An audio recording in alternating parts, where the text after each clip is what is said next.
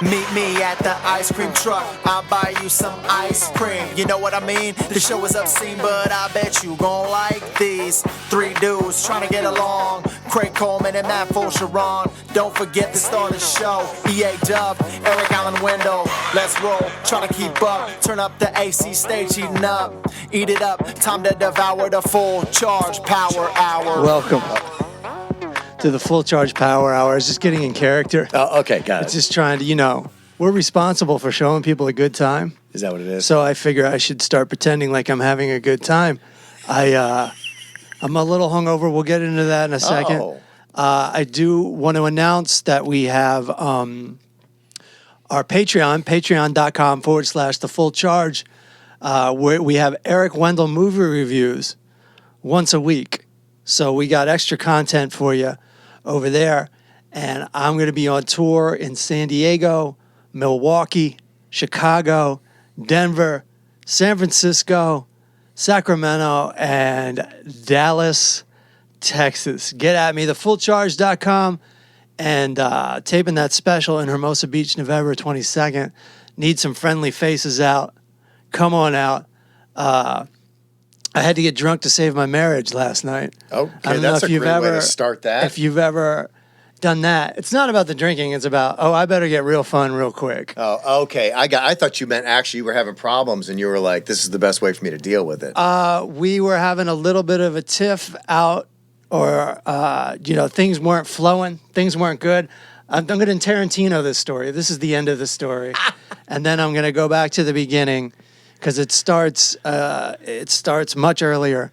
And then we were walking home, and I saw the drawing room, that seedy-ass bar. Oh, yeah. And I go, listen, let's walk into the drawing room a little disconnected, and let's walk out really happy. What do you say? She said, I like how you use the drawing room as your thing, but go ahead. Well, because otherwise I wouldn't want to go into that place. Okay. It was just right there, and I'm like, this is actually me getting really fun, because she likes going into places like that. Oh, okay. All and right. I'm like kind of past going to places like that, kind of. I mean, once you're in there, you're in there. And then I'm not drinking beer right now because I'm trying to slim down from my special in a couple months. So what are you drinking? So I'm drinking wine. I already had some wine at dinner, and now I'm drinking a whiskey soda. And I see this woman just pour this thing. It's one of those skinny tall glasses. Oh, yeah. And it goes 3/4 of the way up whiskey. And I mean, there's ice in it.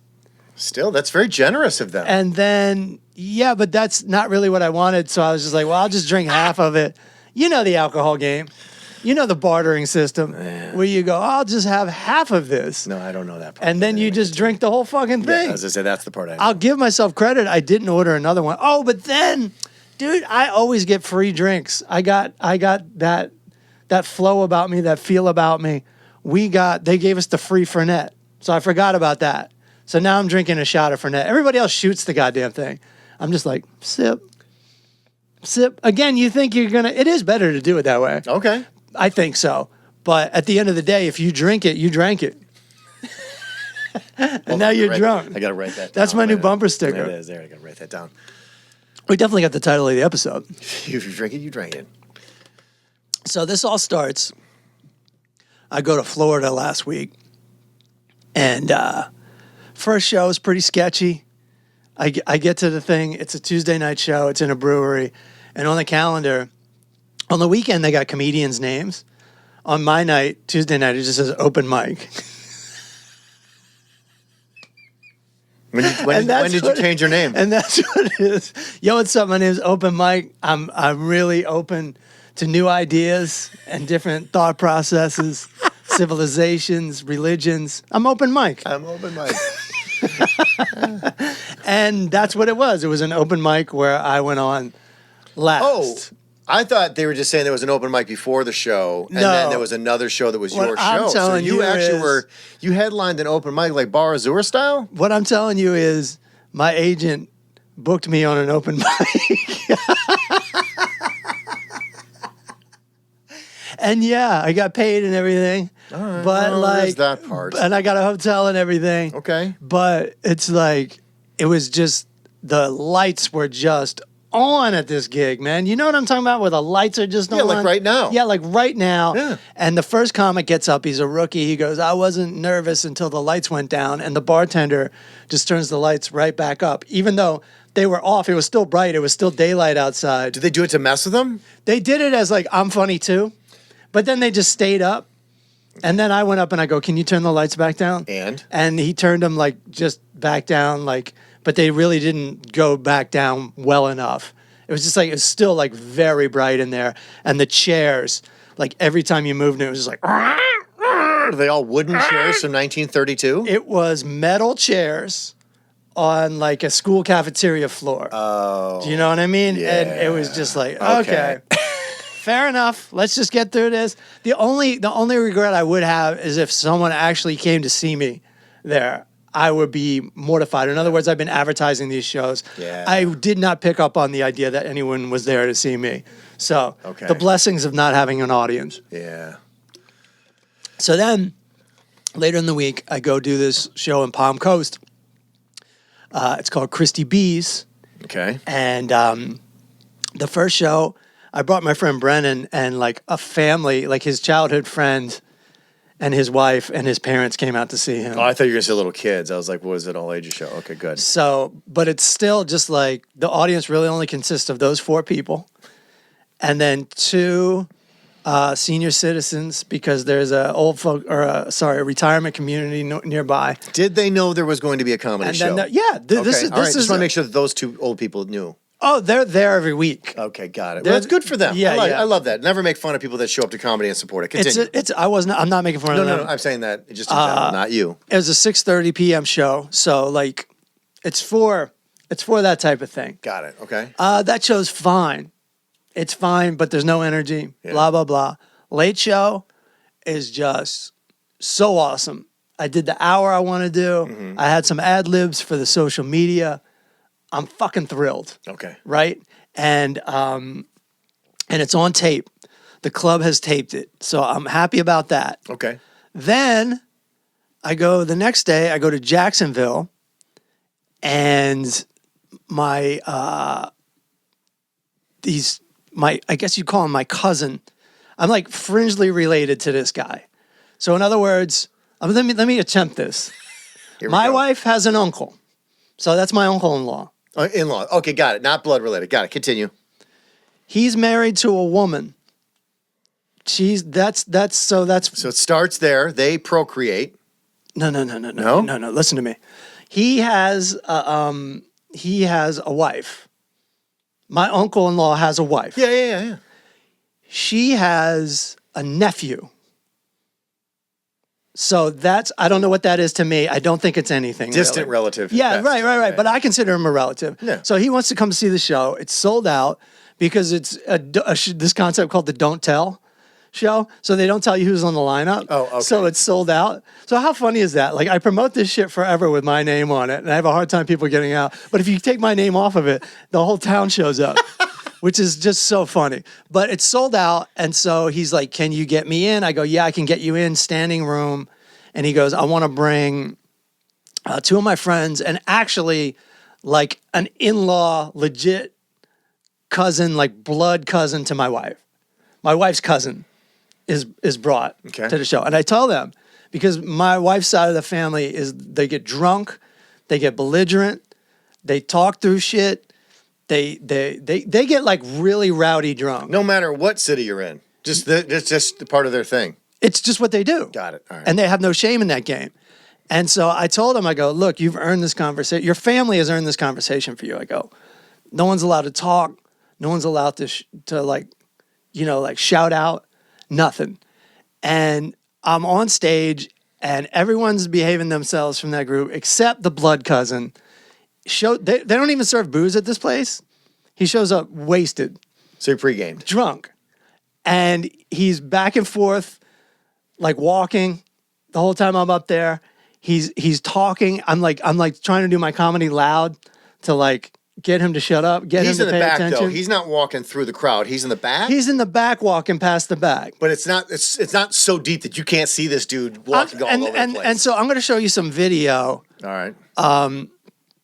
And try not to talk over it because I do need to edit so like his name and stuff out. I don't want to throw him under the bus that way. Okay. But let's see. So look how lit it is in here. This is like an alt show. For those that can't see, we're going to put this on YouTube. It's like so bright. And I even asked my agent got me on this too. And I'm like, dude, like, is this going to be bright? Is it going to be a stage? Is the sound going to be good? He goes, it's going to be like great lighting.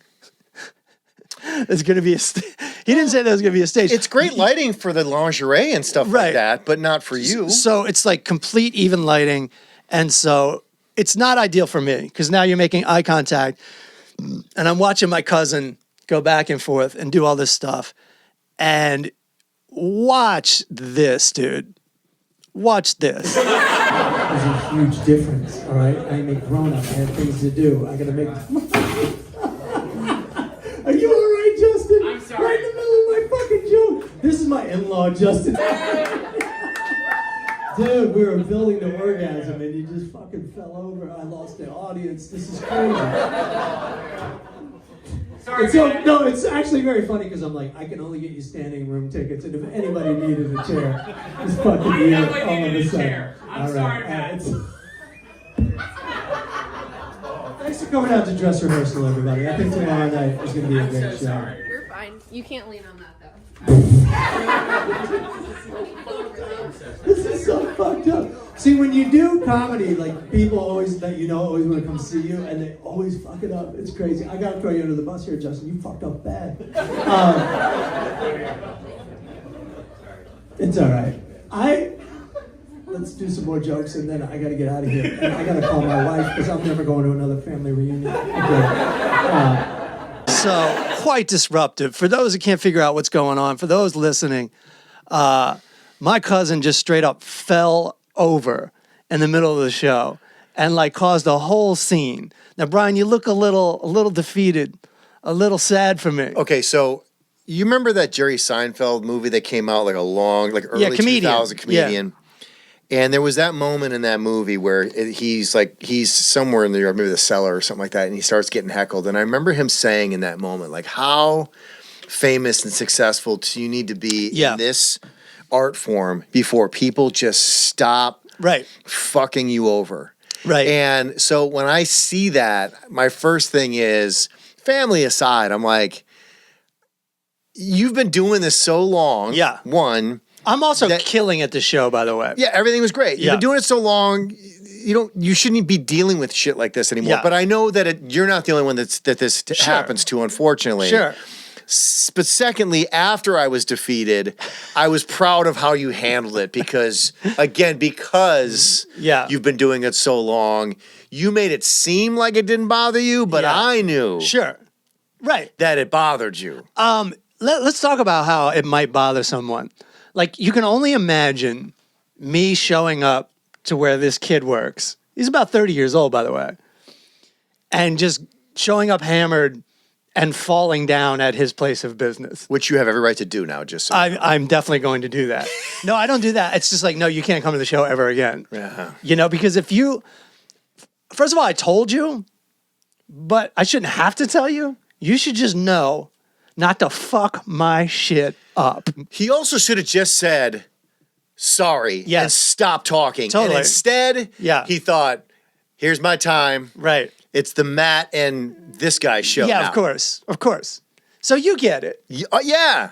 I love the dude that got up. Yeah. He's like, this is my chance to go take a piss. Because clearly it's been disrupted. And then you got somebody else that crosses camera. Yeah, that's the owner of the store. That was like, let's wrap it up with something else. I think she was being sarcastic. She was talking to him. Oh, I thought she was saying you can't end on that. I thought she was talking to you, but I thought in a funny way. She's not invested. Well, maybe she did. I didn't really hear. I just thought there was a lot going on. I thought it was perfect timing when she walks past the camera and she goes, "You can't stand against that." Like, that's what she said. I thought she told you can't end on that because she knew the camera was right there. She's talking to the kid. She says, "What was he standing on?" He leaned back against a rack. And the funny thing is, I saw it happening because he's very tall and it was going slow. And I just kind of like turned around. I just turned this way and I'm like trying to like go like extra performance to keep it. I'm like, no, please don't let it happen. And then everyone looks And I go, okay, now we're doing this. And now I got to trash this kid because, and I was kind. Was I not? Oh, yeah. I was very kind. No, I said you handled it like, these things, guys. Yeah. So I'm pissed about that, but whatever. I'm just happy. At that point, I'm just happy that the show went well because these guys are coming to see me. Yeah. Same old deal, dude. We talk about it every week. They're coming to see me. Yeah. And I know I'm in a fucking lingerie shop. Yeah. And the even lighting, and I'm like, this could go terrible. And then that's it. Like, you just stamped it as this guy that sucks. He's a shitty comic who performs in an underwear shop and can't even get any laughs. But I got the laughs, so I felt okay. Yeah. So then we go across the street to the bar, and Define we. So it's me and the whole crew, the kid that fell in the rack. You are way too kind. Well, I'm just saying that you're way too kind. I told Continue you- the story. You're way too kind. I told you where I'm coming from. I know. I'm happy about that. So this other kid, the one that's like kind of removed a little bit from the family that I was talking about, he starts telling me he wants to do my social media, and he's like 24 years old. So I'm like, yeah, let's do it. And he's like educated in advertising and everything. So I'm like, yeah, let's do it. And then I get home, and I'm so happy because I got this footage of it's a good video. Yeah. And I've got the Christy B video of the hour so I can show my producer, like, this is what I want to do for the special. And then I find out that Christy B didn't tape it. There's no tape from that night. There's a camera guy there, but he fucked it up, which then... Wait. Just didn't hit play or record? There's something to do with it was a new camera and he didn't understand how it was going to work. And so they told us it's still our fault. Me and Brendon should have taped anyway. But we're sitting there they pointed out the cameraman at the first show, right? Mm-hmm. And the first show was like a bitch. We didn't want footage of it. So you assume the second show is going to be like that. The lesson is always tape yourself. That's true. Yeah. Always tape yourself. But also never trust a club. And also, fuck this guy, man. Why did they're like, this is Richie. He's going to be taping the show tonight. Like, they made it clear that he was going to be taping. Yeah. I've had these experiences as well, and I hate to say it, but because I've been burned the same way. You do. You have to. The worst part about this, and you know this because look at all the stuff that you have to do just to do a podcast. Unfortunately, in this world now, you're in charge of everything. Totally. If you want it, what's best for you, you got to do it. You got to do it. Got to do it. And I made that mistake, but I was also furious at them for making the mistake. And then I talked to this kid about the social media. We're going on, and I go, and the first video we're going to do is our cousin falling into the coat rack. Oh, I thought you were going to say Christy B's, but okay, got it. Okay. I go, you're going to be falling into the coat rack. Yeah. And then all of a sudden my wife's on the phone too, on the speaker, because, obviously she knows him. And it's like, hey, how you doing? Blah, blah, blah. And they start talking about, and I go, we'll just bleep out his name and everything will be fine, blah, blah, blah. So then the next day, so I get the clip ready and I send it to him. And then he gives me this whole thing about, like, I don't want to do this video because I don't want to, like, embarrass the cousin that fell into the coat rack, even though he's not on the video, right? You saw the video. He's not on the video. He doesn't exist. It's just a voice. Yeah. And it's going to be a bleeped out name. Bleep out the name. So I'm like, all right, cool. I'll just do it myself. Yeah. Yeah. And then my wife goes, so where did Caleb land on that video? And I go, oh, you don't want to do it, so I'm going to do it. And she was just like, well, maybe you shouldn't do it. And now I've got a producer I've got to convince, even though there's clearly nothing wrong with putting that up. And I'm going to put together an edit anyway, and we'll take it from there. But you can see how that just fucked me, because normally I would just take this video and put it out, right? Yeah. But now, since I got this social media guy and my wife is now involved, she becomes like a producer. This is all incredibly infuriating to me. And so I'm at dinner just like, I can't snap out of it. Because I don't have any kids. Like, these things are so important to me. these videos, these things I make, it's lightning in a bottle. I already lost the Christy B thing. Now I'm losing this, and I'm just so upset. But I'm out to dinner doing trivia with my wife, and I'm just not enjoying myself, which means she's just not enjoying herself, which means we went to the drawing room on the way home, and we got drunk, and now we had a great time, and we're in the same exact position. I think I got to put together an edit and just Agree. When you say same position, you mean hungover, hydrating, or you're in the same position of you guys are now in agreement that it's okay for you to do whatever you want? No, there's been no agreement. Okay. There's been no agreement. Many, many moons ago, when I first started dating my wife, Yeah. I said something on stage, Comedy Store, Belly Yeah. Room. She's in the back, and she didn't like what I said. Yeah.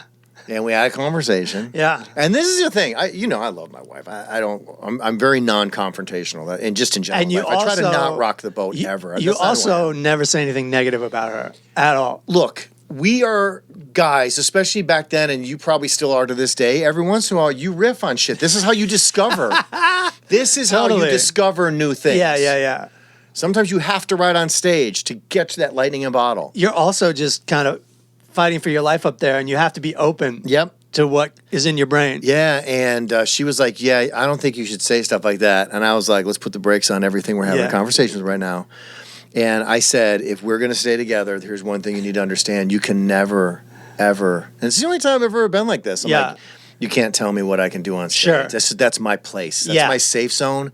That's my world. Now, we're talking about one more step removed from that, because back then, social media was not what it was. Yeah. But that being said, I still do subscribe to the people closest to you. Support me, don't censor me. Let me do my thing. Yeah. And that's that. You don't necessarily have to agree with it, but this is my thing. Yeah. And you cannot tell me how to pursue my career and do the things Yeah. that I do. It's not fair Right. to do that. And quite frankly, I also think that this is, It's there harmless. could be way worse things. It's harmless. If you had brought him on stage and he was shirtless and he shit his pants, and you're like, and your headline on your social media was like, distant cousin shits pants on stage and I laughed the fuck out of him. Here he is, zoom in, close Right. up.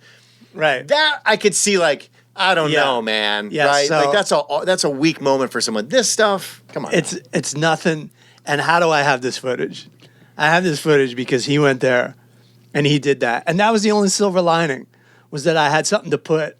I don't think he gives a shit if you want to know the personal opinion. I He really doesn't. don't think he gives a shit. I know he doesn't give a shit. Then why is everybody else giving a shit on his behalf? This is what makes me upset. He can't even lose his job over that. That's No. the thing. Like it was just whatever. It Had more effect on you than Yeah. anybody in the whole thing. totally. I'm glad you see it that way. I feel like I'm the one that got fucked over. I'm the one, and now I'm getting fucked over on top of it. So it's got to come out to some degree. And my wife already watched it and was like, yeah, you should put that out. And then all this fucking doubt gets in. All this commentary on it gets in. And all of a sudden, more people are discussing this than me. My wife, this dude. I think you just move on and you do what you got to do, because think you're ultimately right. the only person that was affected by it was you. There is no names. There is no faces. There is just something that happened Yeah. and how it was reacted to. Yeah. That's it. Yep. No, I know. It's got to come out. And I'm sure that the guy's not a bad guy either. So but but- he did wrong. Right. But I'm just saying, in the big picture, he's not, Dude, my boss a long time ago came to a show and I said, don't. He goes, oh, I'm gonna have fun tonight. I'm gonna heckle. I'm like, no, you're not. And he's like, oh yeah, I am. He got hammered, sat in the front row, started fucking with all the comments. And afterwards, I was like, why'd you do that? We had a conversation. I said, don't do it. Yeah, and I yeah. go, you not only did it, you did it Yeah. on steroids. You Right. like went and got the closest seat to the mic Yeah. to make sure that you Yeah. got involved. Yeah. I'm like, dude, that's not how this world works. Yeah. No one invited you to be a part of the show. Totally. I'm not afraid to tell people you can't come. All right, you and I have had a long history of producing our own stuff. Mm-hmm. So this is the skit that we are definitely going to make at some Okay. point. Okay? Yeah. One of your quote unquote family members tells you about this really important pitch meeting that they have coming up. Okay. And you show up in the conference room at the pitch meeting.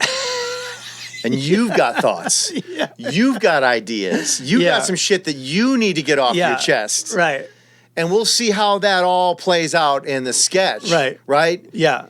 Look, you're a comedian. They're probably going to need you in there, right? Totally. Because that's how they think. Hey, I'm cool. The comedian's going to need my help. Yeah. So we're going to reverse it. Right. In your mind, you're really good at this shit. They're going to need you. Totally. Even though they didn't ask you, you're going and you're going to help. Right. I've never had a corporate job, but people tell me I'm very corporate. Yes. So we're going to do that. I'm like the most corporate out of all my friends. Yeah. You know, so I'm going to go there and be corporate. You're going to help them. Yeah. Yeah.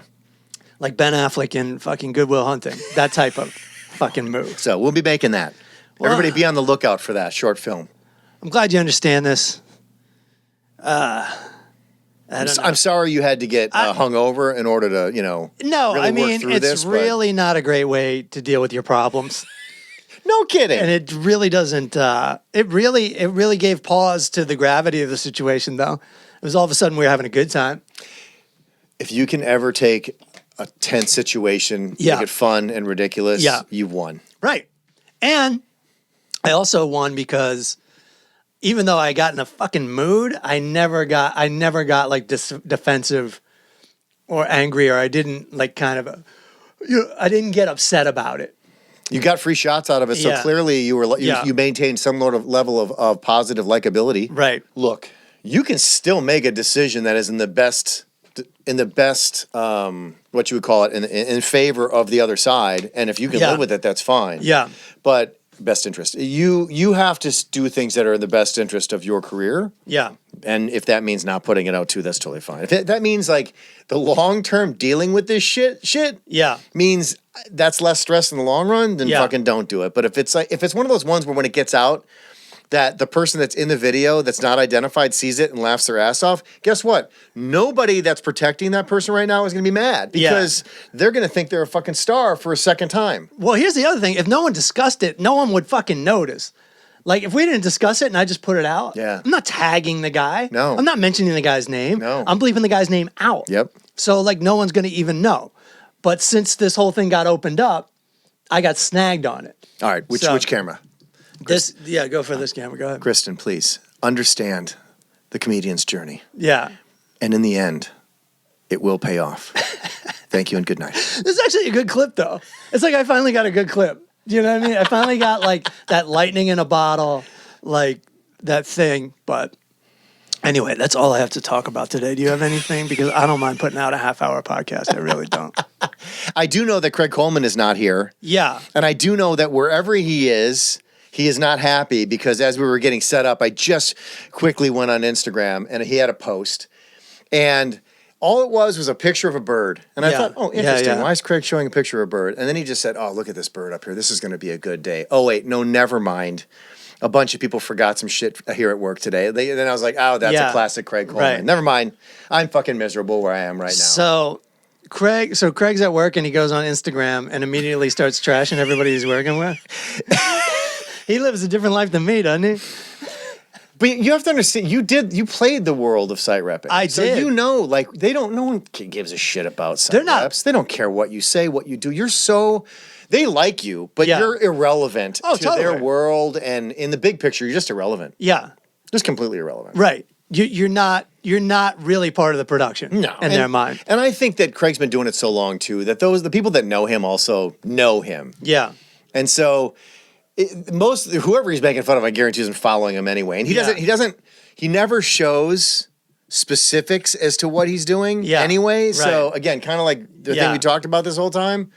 If you're not getting into specifics, but it's you also get away with a lot. Yeah, and they're also not like, hey, Craig, what's your fucking Instagram handle, man? No one cares. I'm going to check you out. They got better things to do. Dude, when I first got in this business, I worked with so many site reps that were like, wannabe directors, writers, just like us, comedians, whatever.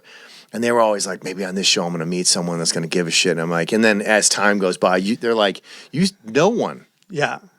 No one wants to help you. Nobody wants to help anybody. Sure. Right? But whatever they're making is all they care about. Right.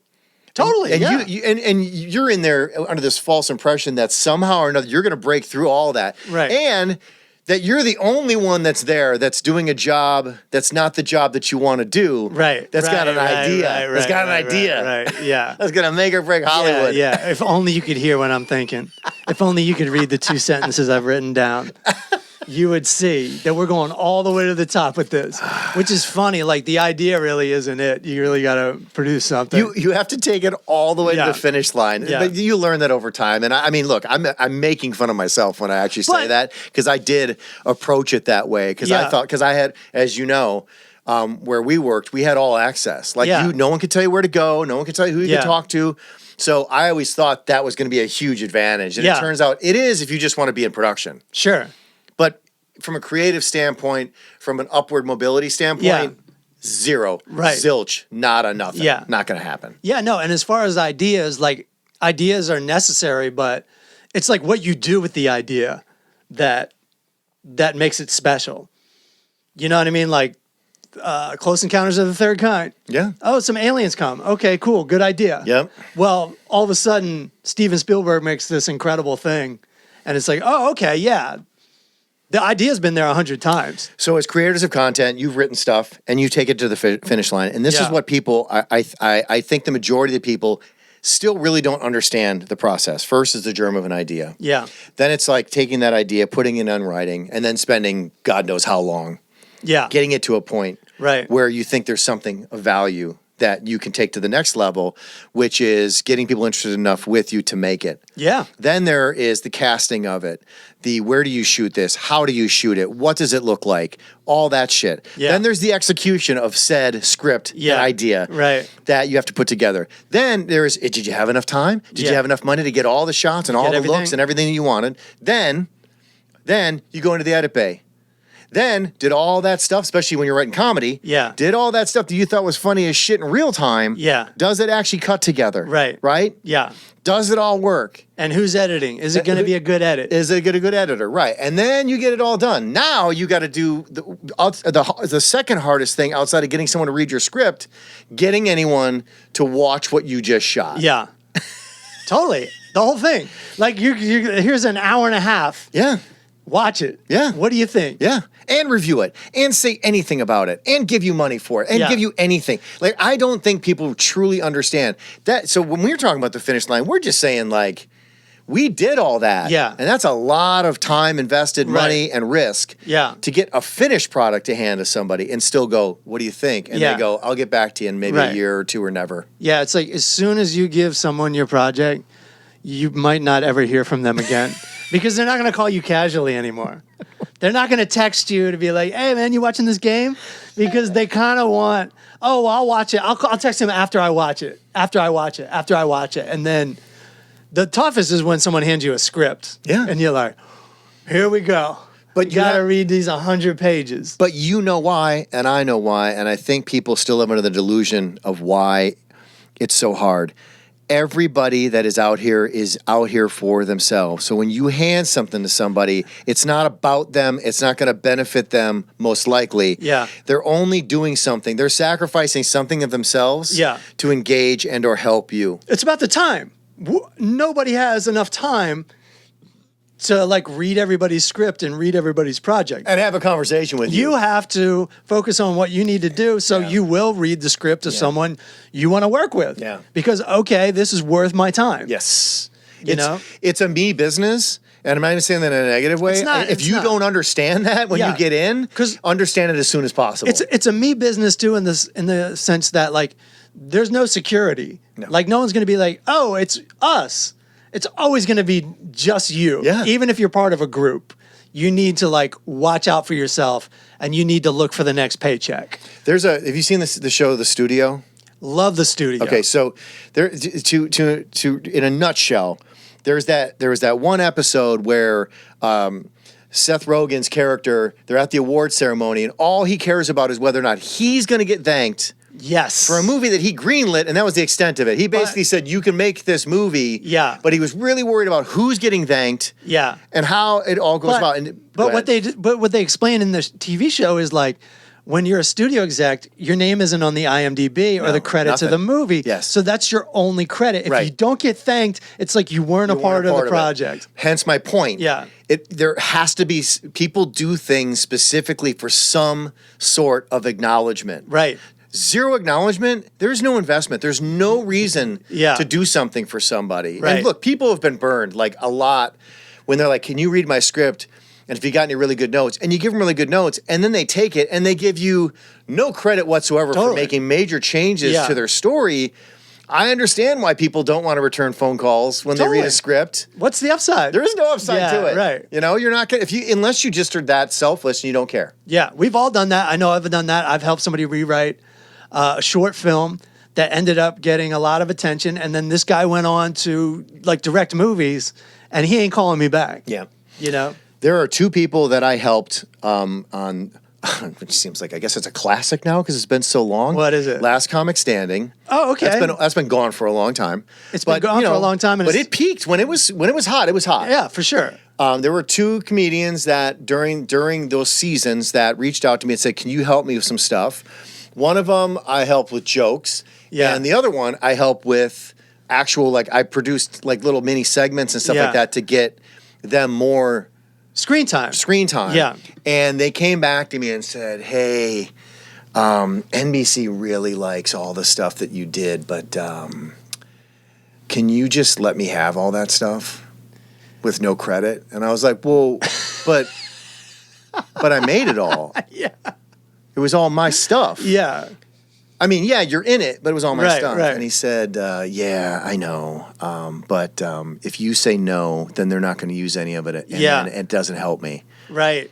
So you know me, you know what my answer was. You said yes. Yeah. I Yeah. don't have it all. But that another thing, it's a microcosm of this business. It's like, what can I take from you and give you nothing for it? Yeah. Totally. And it did help. And I did watch it and I was not pleased. But you know what? I was like, oh, for the good of whatever. I don't know what the good of whatever is. This is for a friend, though. Yeah. This is for our friends? Yeah. Yeah. We don't talk anymore. Well, I'm thinking of somebody different. I'm thinking of somebody closer to you. Oh, yeah. No. The other person was totally fine. Yeah. I'm just saying there was 2 times that I did it. Yeah. The other one, I went in and I was like, I don't care. Yeah. I want to help. Of course I want to help. Right. But this one, it was just the fact that it came back to me and said, we want all the stuff that you did. It's great. But we are not going to give you any acknowledgement whatsoever. And I, as the person you did it for, am totally okay with that, just so you know. Right. Because it benefits me. What do you think? Yeah. Therein lies how the presentation is everything. Yeah, for sure. And the fact that now we don't even talk anymore. Is even more ridiculous. But I don't care. It's not. I honestly don't have sour grapes. I could care less. Yeah. I'm just explaining how the business really does work. I get it 100%. Me, take, me. Yeah, and then there's on top of that, there's a lot of just by nature, a lot of working for free. And wondering where that goes. Yeah, look, and I've asked people to work. I've asked you to work for free for me. You're working for free for me right now. Yeah, fair enough. So, but you pick and choose who you want to do that for, though, too, right? We obviously both don't have a problem helping each other out. Right? Yeah. But if you were a different person, then I was like, this dude has never helped me with anything. Right. Okay, there's a third thing. Yeah. This one's even worse. Okay. So I helped this dude. Oh, I'm going to leave town. Sad. I'm done. Hollywood's just beating me to the ground. And I was like, oh, dude, don't leave. Don't do that. What can I do to help? Well, can you help me make something? Absolutely. What do you want me to do? Well, I have this script. Can you help me shoot it? I'm like, yeah, I'll shoot it for you. I'll shoot it. I'll edit it for you.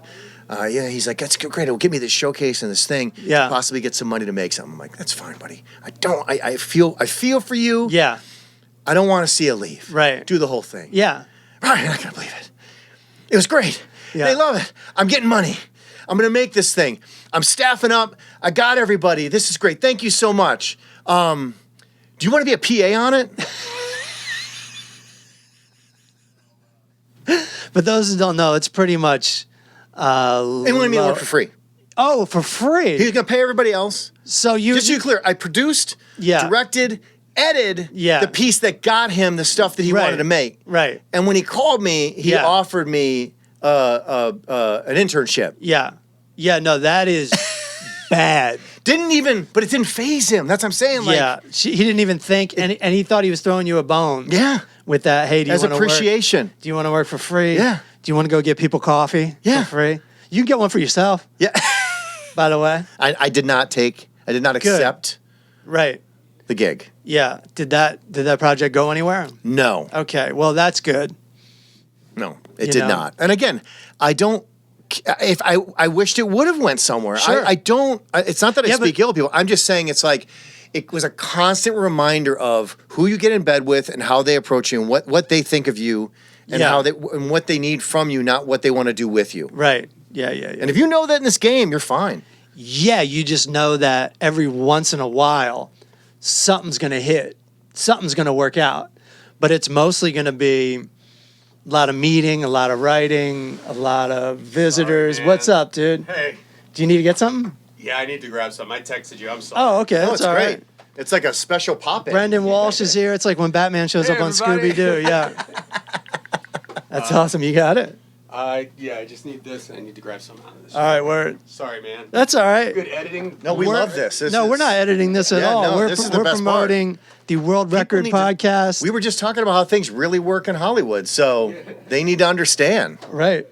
And then the off the records Patreon, right? That's out. That's on That's on- Ruinous Media. All right. So, Hit it up. Check it out. yeah, you're on an episode. Yeah. Kaplan, right? Yeah, that was so good. We reviewed Gabe Kaplan's comedy record. Okay. And like the first 20 minutes to a half an hour, pretty great. Great. Yeah. No, he's Pretty great. And then, but all you think of him is the Welcome Back Kotter guy. Yeah, no, he knew what he was doing stand up wise. Yeah. And then the second half is definitely filler, though. Like, it's definitely like, compared to what's out there today, it's fucking solid. you're absolutely right about that. No, the second side was like a lot of references, like not even we got at our age. Well, that's yeah, what it yeah, was. it's- Like he was making fun of TV shows and stuff. That Oh, we you're never talking heard. about cultural references. Yeah. okay. Yeah. Well, I got a All right, dude. birthday Dude, party. I got drive-by plug. I The love that. fastest, Yeah, way to do the it. fastest guest appearance of all time, Brendon Walsh. Thank you, Brendon. That's funny. That is fun. And that's the joy of this business. We make a lot of friends. Yeah, there it You know? is. So you guys review comedy albums, all right? Or that you did? You reviewed that one. Yeah, I was a guest on that. Would you have? So that's interesting. Would you have ever listened to a Gabe Kaplan comedy album if you had not done that? No, that's what's so great about it. It's like, all right, I'm going to come out here. I'm going to see Brendon. And we're just listening to this. And we kind of wanted to goof on it. You know, we didn't have our knives out or anything. Right. But we thought, like, Well, 'cause you how thought it was good could Mr. this be? Cotter, right? Yeah, That's and what you thought. You just thought, like, he was just, I thought it would be like, and it is a little bit like, in the beginning of the show, he would do a little, it reminds me of my Uncle Leo, blah, blah, blah, blah, blah, blah. Oh, so you thought it was gonna I be- thought it was going to be all like the beginning and end of the sitcom or whatever. I just didn't give him credit that it would be like, it would be appealing in the current time because you feel like stand-up has evolved, but it's just really was very good and very funny. What year do you know what year it was? Like This came Late out 60s? This came out like right around the time the sitcom came out. So this is like oh, okay, so early 70s. Okay. And then there's two versions of the album. It's pretty much the same album with like two different tracks, and one of them actually has like the whole cast of Welcome Back Kotter on the cover. Do you know what I mean? So That's marketing right there. Yeah, it looked to me like it was just kind of going to be like just thrown together to make some extra bucks. But it was actually very top shelf stand-up comedy. So Gabe Kaplan, who knew? Who knew? But you also have to know, like, if you got a sitcom, like they didn't just give out sitcoms to comedians back then. No. So he had something going on. I think, if I remember correctly, a lot of his stand-up was about being a teacher. And, or no. It's about being a student. So, like, They took that, flipped they it, took that, and then made him. yeah, and they okay. made it about the students because he was too old to be a student, right? He's like all 42 with like the I mean, he could have been held back. big hair and the mustache and shit. Yeah, no, I mean, not that's that much. Gabe Kaplan looked about what I think I joked about this on another one of the episodes. He looked about what the seniors looked like in my high school. Yeah, right. I mean, dude looked a lot older back in Yeah. the day. Yeah. In high school. I know, like they'd be like kids with bald spots and shit. Yes, Yeah. I'm telling you, it's like so. I don't know what it was. I don't know if it was just that they all dressed more like adults. Does that make sense? Like there's when you were a little kid, you dress like a little kid. Yeah. But then if you look at like the 70s and the 80s, not really the 90s, because then the 90s got really baggy. Yeah. But the 70s and 80s, like it was interesting that adults and teenagers were wearing the same clothes. Yeah, because you just go from like kid to adult. Yeah. There's no bullshit with this teenage stuff or whatever. You're just like a kid, and like you didn't necessarily stay in school when you turned 16. Right. You might go work on a farm or a Exactly. factory or something. Yeah. Like it was really like, listen, what are you good at? Yeah. Let's get started. Let's start making some money. You know, and we come from the tail end of you didn't necessarily go to college. Right. Just because you went to high school. But we're definitely from an era where like you definitely graduated from high school. Like your parents were not letting you drop out. No, in my high school, and I don't know if they still have these in the majority of the high schools, but basically in my high school, it was very trade heavy. There was a whole section of like, these are the things you can do when you get out of high school. Yeah. That are not college related. Right. Yeah. Yeah, but you can start learning them now, You could also including shooting guns in the basement. But that's right. They call it like that was Wisconsin. It's like trade school, right? So this public high school I could have went to, it was like you could take these programs to become a farmer. But you had to become go to an a different high school? No, so Or was it inside your school? No. So I went to a private school. Oh, okay. And then this public school, I toured as a middle school student. Got it, okay. Because I went to public school and middle school, and I wanted to stay there, by the way. I did not want to go back to Catholic school, but I'm glad I did because this high school I went to was awesome. But anyway, when we toured the school as middle school students, they were like, it was so funny. The dude goes, yeah, we can, there's an agriculture department here, and we raise a pig all semester, and then afterwards we have a banquet. We kill the pig. Nope. We eat the pig. Nope. And all the kids are going, what? Like everyone just starts losing their shit, and the dude was like, it's a hell of a banquet. It's just a really nice banquet. He just described like one of the worst scenes in Apocalypse Now, Sure. like which is like basically what a friend of mine had to do. Yeah. For like some sort of like family gathering ritual thing. Yeah. He's been scarred for his entire life. Oh, yeah. Because they're like, this is the name of the thing you're gonna kill. Yeah. Now you go kill it and we're gonna eat it. And it's just like, What scenario was that he had to do all that? I don't remember. He was German, so I don't. It was something related to whatever in the world of his Of family Germany. they were doing. Yeah, I don't okay. know. Right. I mean, I don't know if he did. I think he may have gone back home to Germany Yeah, and yeah. did something like that. But yeah, he was just like, I mean, imagine being a kid and being told you have to do this. Right. You got to kill this. You don't have a choice. Yeah. We're gonna stand here. Right. Right until. Yeah. You don't think to yourself, oh, I need to make a stand here. Right. You're There a is no kid. stand. You listen to your parents. Oh, there's no stand. I was my friend or my dad went to his friend's farm and brought me. I was like 3 years old, maybe 5 years old. And we just walk in this barn and there's 3 pigs hanging by their feet, just slashed and draining. They're just draining blood out of it. No warning, no nothing. Just walking into dead pigs.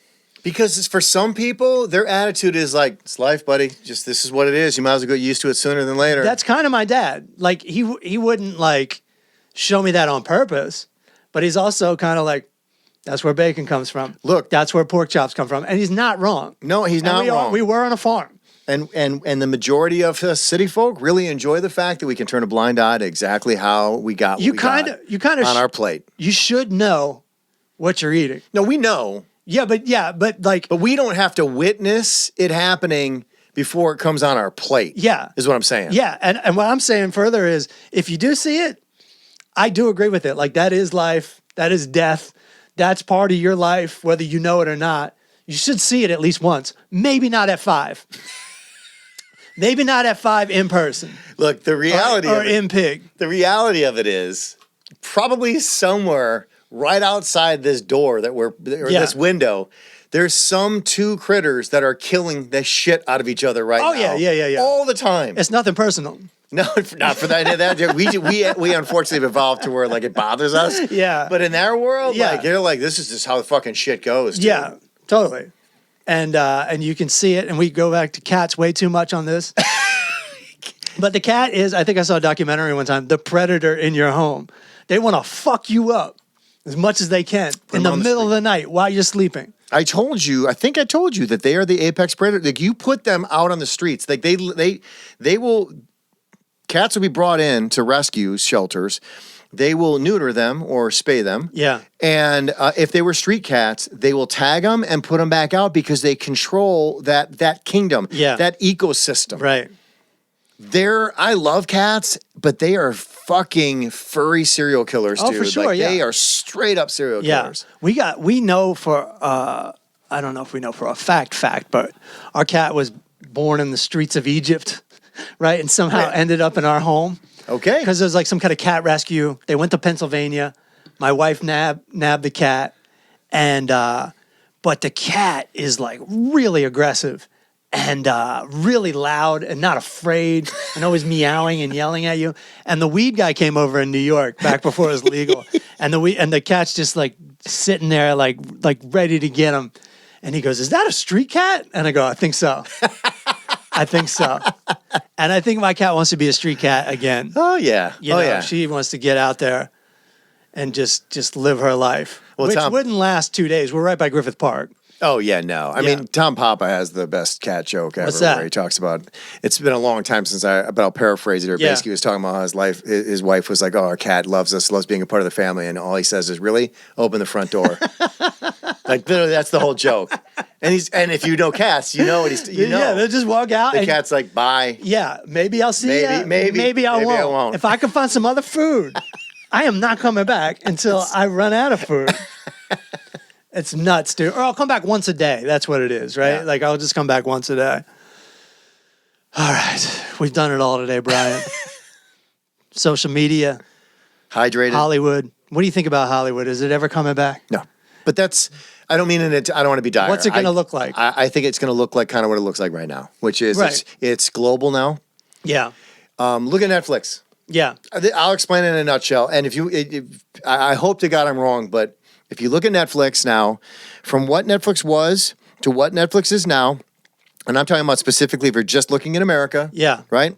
Go on Netflix, and when you start scrolling all the new releases, stuff that you're interested in, it gets very global very quickly. It used to be mostly domestic, and foreign and global stuff was kind of like its own little category. Sure. Now it's all intermixed. Right. Because that's where the subscriber base is. Makes sense. Everything is global now. When you watch, if you're trying to understand why the majority of Netflix movies are just okay and not like really, really great. And I'm not saying that to be a jerk. I'm just saying they are. They're okay. Right. It's because they have to appeal to a mass global audience. Right. So you can't get too knee deep into the American / domestic weeds and storytelling.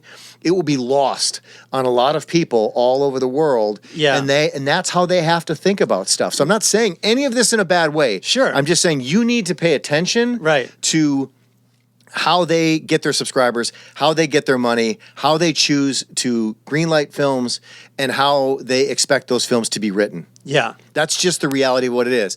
So that's what I mean when I say that this is just a hub to decide what's going to get made. Right. Now everything's going to get made wherever it's going to get made. Yeah. And I don't think there's no longer the fascination of old Hollywood. It has to be here. Yeah. Sorry, it sucks. Oh, yeah, I just feel like that's where it's probably, I hope I'm wrong because I live here. Yeah. But I'm worried that there's always going to be something here, and there's going to be like little resurgences. We're going to see a bunch of headlines like LA is back. Yes. You know, and it'll probably be temporary. But you do have things like the studio and stuff that are being made here.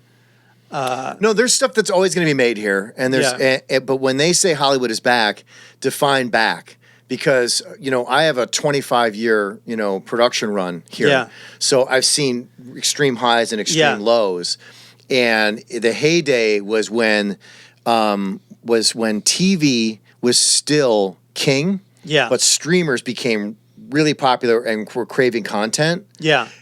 That was so much being made. It was like everyone was tripping over each other to make stuff in town. That no longer is. What year would you say that is? That's like fairly recently, right? Like maybe 10, 12 years ago or something? Yeah, I was going to say probably around 2010 it started. Yeah. And then it probably lasted for a good 5 to 7 year run where like production, I was out of it for a little while, so I can't say for sure, but it just felt like it was just booming because You know, people hadn't soured on terrestrial television, commercial television yet. Yeah. And they were still, and streamers were still fighting for subscribers. Right. So it was all about content. So it was a content war. Everybody has to make more content. But then everything, all of a sudden, it got too expensive, and they weren't making enough revenue from subscribers and or from advertisers. Yeah. They had to pull back. Right. At some point, they had to pull back, and now we're starting to see more, I think, of what a realistic world is going to look like. I feel like commercials are creeping back into streaming. It in a lot of 100% places. is. Yeah. I tell people this all the time. I've been watching Tubi forever. Yeah. Tubi was a non-subscriber base. You just sign up and you got free TV. And Yeah. guess what? They just put commercials in it. So basically, you're watching a streamer that acts like a terrestrial television It's the station. same thing. We're back. And We we're are back. back. Now, what they're doing, though, is they're saying subscribe and watch commercials. Right. Yeah. That's what's happening right now. Like Prime. I think like Yes. Prime. But when they saw how popular Tubi had gotten Yeah. in the streaming wars, and they were like, "What's up with this? Yeah. Why is this up here with us?" Right. And then they saw what they were doing. They're like, Yeah. "Oh, well, we're totally going to do that then." Yeah. Tubi doesn't make a lot of original content. Right. No, I would say almost none. Right. They make a little bit, but Yeah. it's not my speed. I Yeah. don't even know if anybody wants to make anything for somebody my age at this point anyway. And I'm not saying they're like boohoo. I'm just saying at some point they just don't care. Maybe I can get my special on Tubi. You probably can. I can almost guarantee you probably can. See if I can get it on Roku for you. That would be nice. That would be nice. We may know somebody. Yeah, I do know somebody. Thanks for listening to the Full Charge Power Hour. Pledge on Patreon. We got Eric Wendel's movie reviews only on Patreon. And come see me do live stand-up, thefullcharge.com. Show up sober. Don't fall down. Be a stand-up guy. All right. Later.